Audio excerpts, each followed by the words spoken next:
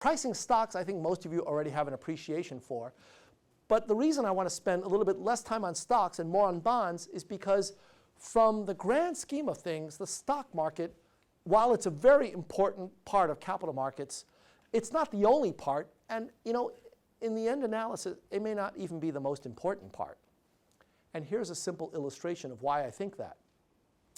On the left-hand side is a pie chart of the stock market. And you can see that in 2016, the total size of NASDAQ was on the order of $8 trillion, and NASDAQ is $18 trillion. That's a lot by most people's standards, but 27 trillion actually pales in comparison to bond markets, which was about 39.9 trillion in that same period of time.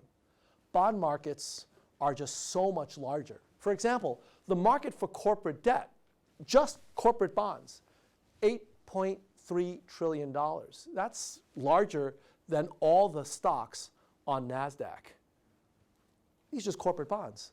And if you look at mortgage-related debt, $8 trillion, asset-backed securities, $1.3 trillion.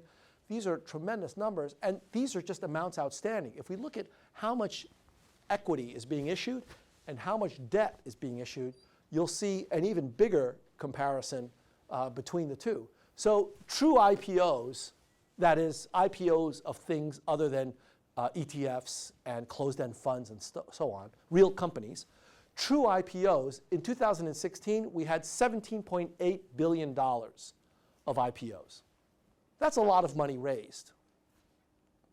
Look on the bond market side.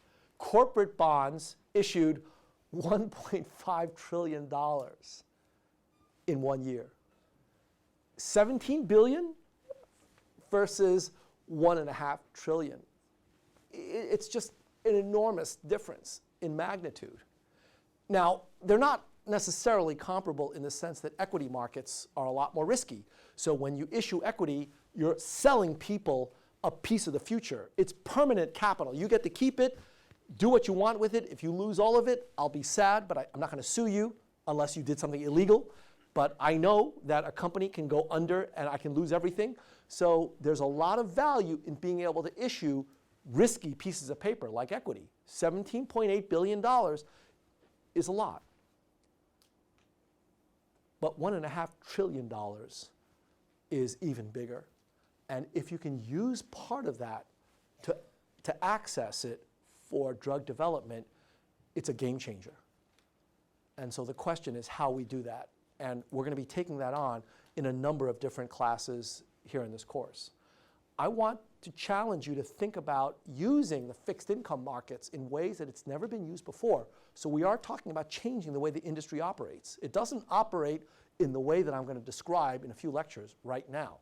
So it does require a certain amount of courage and vision. And I think that you all are able to do that if we actually start thinking along these lines now.